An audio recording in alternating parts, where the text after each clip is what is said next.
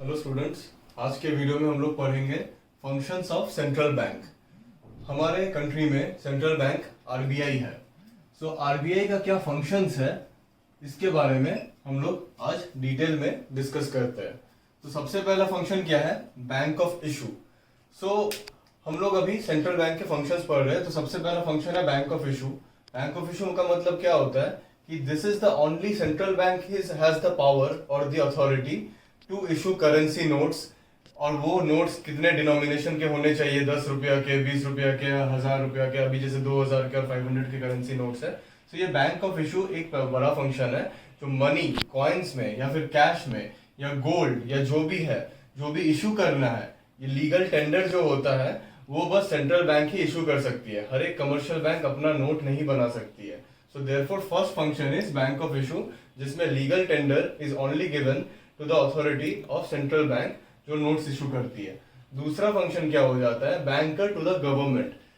Central bank acts as an agent, adviser and banker to the government. इसका मतलब क्या है कि अगर गवर्नमेंट को पैसे डिपॉजिट करने हैं या पैसे लोन लेने हैं, शॉर्ट टर्म लोन लेना है या लॉन्ग टर्म लोन लेना है, या फिर अगर कुछ भी एडवाइस चाहिए कि कहाँ पे पैसे इन्वेस्ट करने हैं या कैसे क्या रेगुलेशंस करने हैं, तो सारे सब कुछ जो भी फंक्शंस है, जो भी एडवाइस है, वो सेंट्रल बैंक अपने कंट्री के गवर्नमेंट को देती है।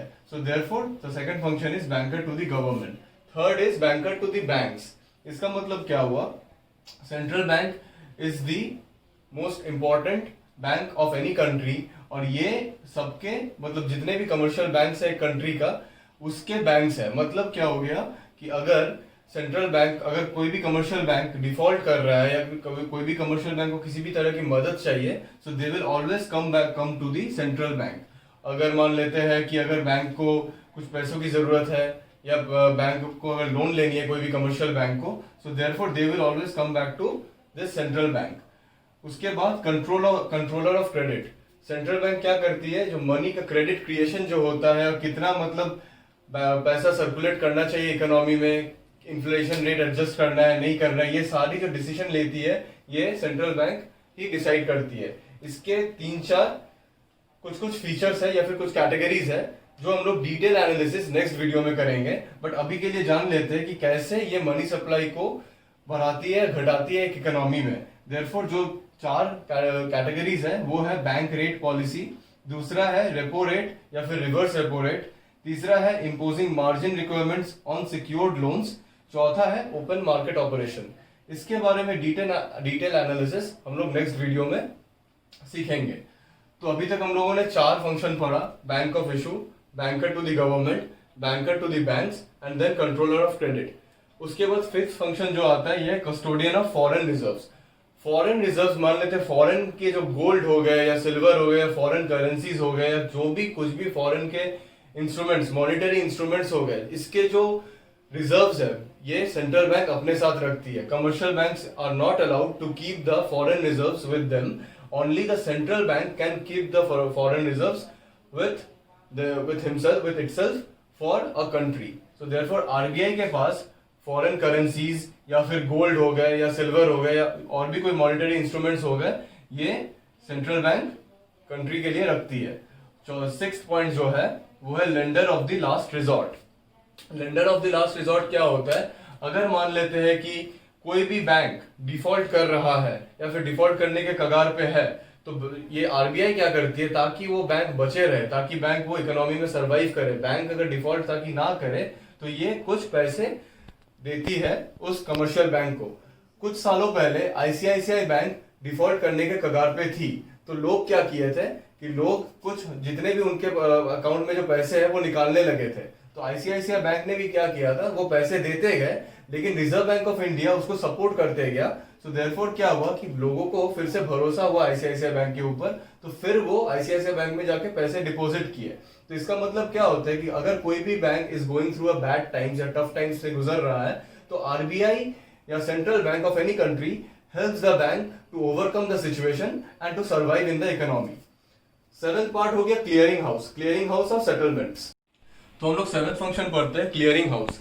Clearing house of settlement of various banks are done through central bank. इसका मतलब क्या होता है कि अगर मान लेते एक बैंक दूसरे बैंक से 4000 रुपया पाती है और दूसरा बैंक 3000 पाती है, सो बैंक ए गेट्स, मतलब bank A has the due receive, जो पैसा वो पाती है वो मान लेते हैं 3000 है, और दूसरा बैंक जो है वो 4000 पाती है, सो देयरफॉर ओवरऑल 1000 रुपीज ही एक बैंक को दूसरे बैंक को देना पड़ता है। तो वो ऑफसेट जो हो जाता है, ये ऑफसेट का फंक्शन ये सेंट्रल बैंक करती है। So therefore 7th function is clearing house of the settlement. 8th function क्या है, जो लास्ट वाला है, प्रोटेक्शन ऑफ डिपोजिटर्स इंटरेस्ट। इसका मतलब क्या है कि बैंक ये हमेशा, सेंट्रल बैंक कुछ गाइडलाइंस कमर्शियल बैंक्स को देते रहती है, सो दैट डिपोजिटर्स जो है, जो कि अकाउंट होल्डर्स है, उसके इंटरेस्ट को सेफगार्ड में रख के ही बैंक पॉलिसी बनाती है central bank, which has to be acted by the commercial banks. Commercial banks को सेंट्रल बैंक के जो गाइडलाइंस है उसके हिसाब से ही चलना पड़ता है, सो दैट डिपोजिटर्स को किसी भी तरह का लॉस ना हो, उसके पैसे डूबे ना, बैंक में रहे। तो ये सेंट्रल बैंक मॉनिटर करती है कमर्शियल बैंक्स के ऊपर कि डिपोजिटर्स का जो भी पैसा है, डिपोजिटर्स का जो बेस्ट इंटरेस्ट है, वो सेफगार्ड कैसे रहे या फिर वो कैसे प्रोटेक्टेड रहे, और कमर्शियल बैंक के ऊपर ये हमेशा मॉनिटर करते रहती है। Therefore all the functions are, सबसे पहला बैंक ऑफ इशू, दूसरा है बैंकर टू द गवर्नमेंट, तीसरा बैंकर टू बैंक्स, चौथा controller of credit, fifth is custodian of foreign reserves, sixth is lender of the last resort, seventh is clearing house, और eighth है protection of the depositors interest. आगे के video में हम लोग detail analysis करते हैं कि कंट्रोलर ऑफ क्रेडिट के जो कैटेगरीज है वो क्या, कैसे मार्केट या इकोनॉमी में फ्लक्चुएट करती है, रेगुलेट करती है, और बैंक, सेंट्रल बैंक कैसे इसको डिटरमाइन करती है। Thank you.